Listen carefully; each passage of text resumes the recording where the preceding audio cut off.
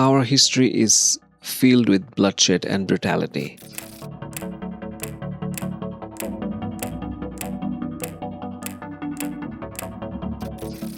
And slavery is a tragic chapter of that history, which was institutionalized across large parts of America.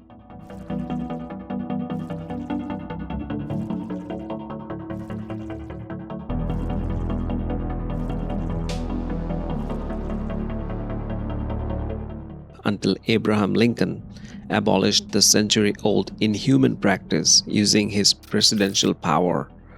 This part we all know, but Lincoln's emancipation of enslaved people was deeply inspired and influenced by another contemporary world leader, a man many Americans viewed as a distant tyrant.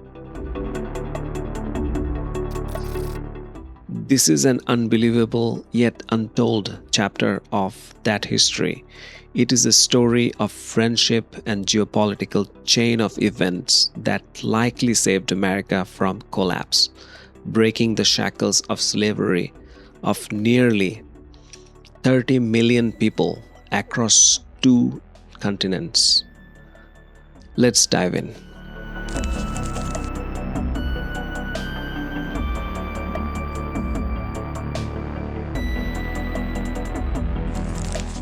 The world we live in today is defined by the underlying tension between 2 great superpowers, the United States and Russia. Luckily for us, the 2 nations have never fought against each other directly on a battlefield. Yet they have come terrifyingly close. The Cuban Missile Crisis brought the world to the very precipice of all-out nuclear annihilation. The Soviet Empire collapsed with the fall of the Berlin Wall, and the Cold War of the last century is over, yet every day the temperature rises. Together, Russia and US stockpile the vast majority of world's nuclear arsenal, with the nuclear treaty suspended just few days ago. Hostilities are higher than ever before between NATO and Russia. As of today, the front line stretches from Europe to Asia and from the Atlantic to Arctic.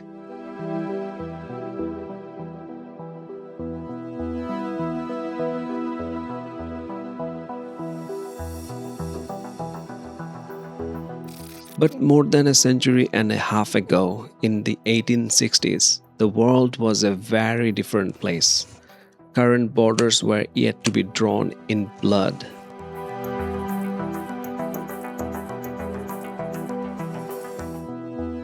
And one human could legally own another human. America was far from the global giant it is today. In fact, it was the opposite. The nation was on verge of being torn apart by a brutal civil war. At the height of this war, President Lincoln made the most crucial decision a statesman can ever take. On the very first day of the year 1863, with his executive power, Lincoln signed the Emancipation Proclamation.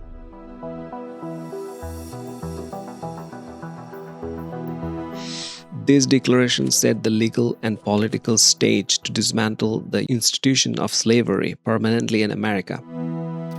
While he was not the first political figure to challenge the centuries-old practice, many northern states, for example Vermont and Pennsylvania, had abolished slavery decades earlier, but Lincoln was the first to strike against it on a federal level.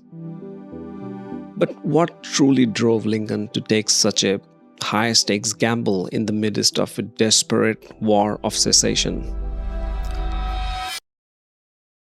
Thousands of miles away in the Russian Empire, the situation was similar.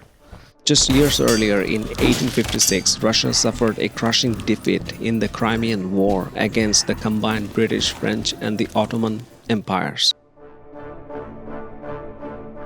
Hard times brought a strong leader, Czar Alexander II.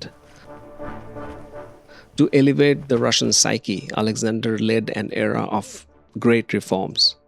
2 years before the Emancipation Proclamation and exactly one day before Lincoln's first inauguration, Tsar Alexander II issued the Emancipation Manifesto of 1861. It abolished serfdom across the Russian Empire, granting freedom and basic rights to over 23 million serf peasants. Alexander became known as the Tsar Liberator.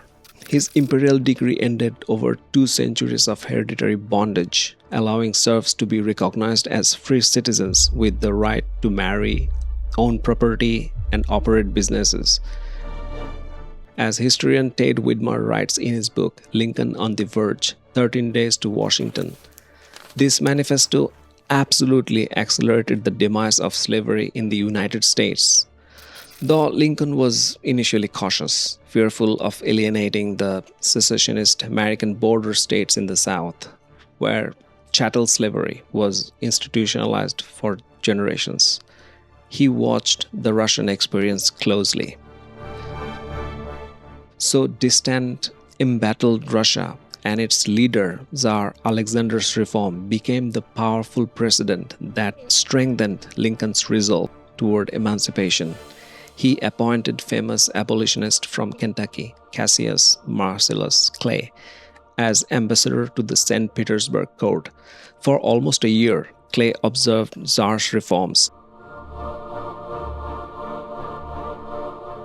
Upon his return, he strongly lobbied Lincoln for emancipation, citing Tsar's reforms. I have done much to favor the idea of a great Northern alliance between the United States and Russia. The Tsar is a man of great heart and a sincere friend to our republic. It is mind-boggling that decades before NATO there was a great Northern alliance between US and Russia. The link between Lincoln and Alexander went far beyond just inspiration.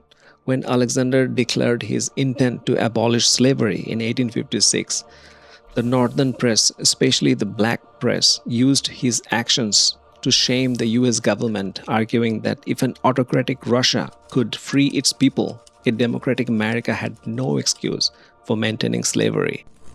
This comparison increased moral pressure on the Lincoln administration to act.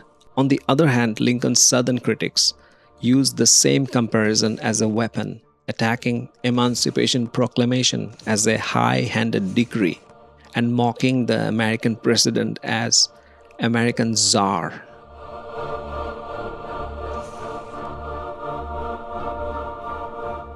Remember that in 1863, Lincoln's America was not the global hegemon it is today. The Northern Union was fighting a brutal war of brothers against Southern Confederates, and the nation was at its weakest. Breathing down its neck, the empires of Britain and France sat like vultures, waiting for the American experiment to draw its last breath. To settle old scores, they weighed heavily the possibility of recognizing the Confederacy. Old foe Spain pretended to be neutral but acted as a de facto supporter of the Confederacy. Then came the most unusual twist in history.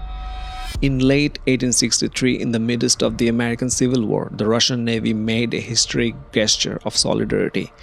The Atlantic Fleet anchored in New York, while the Pacific Fleet entered the San Francisco, staying for roughly 7 months. The Russian military presence in US ports was widely interpreted as show of force that discouraged Britain, France, and Spain from intervening on behalf of the Confederacy. In America's darkest hour, Russia was the only major European power to openly support the Union. Now, obviously, the Tsar's move was rooted in geopolitical reality. He viewed a strong America as a necessary counterbalance to the British and French empires. If the Russian fleet had stayed in the Baltic or Black Seas, they would have been sitting ducks for the British Royal Navy. By sending them to New York and San Francisco, the Tsar essentially used Lincoln's harbors as a safe havens while simultaneously scaring the British. But to Lincoln's battered Union, it was a moral boost. American public was ecstatic, hosting lavish balls and parades for the Russian officers and soldiers and sailors. Secretary of the Navy Gideon Welles famously wrote, "God bless the Russians." Can you even imagine the same words coming out of an American official as of today? Unbelievable. Beyond the storm of turmoil, the two men also shared a genuine bonhomie. They had polar opposite origins. One was born in a one room log cabin in Kentucky, the other in an imperial palace. One was president of a republic, the other was a czar of an empire. Yet they exchanged cordial letters, often citing or signing them as your good friend, the salutation considered by historian Widmar as warmer than diplomatic protocol requires. The friendship between history's two great liberators built a momentum of trust which ultimately changed the destiny of Alaska. Look at this map of North America from 1860s. Alaska was known as Russian America, bordering British America, the current-day Canada. St. Petersburg, the Russian capital, is more than 4,000 miles away.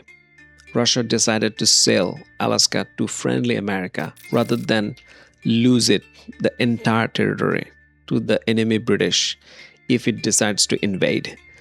This is how Alaska became part of America.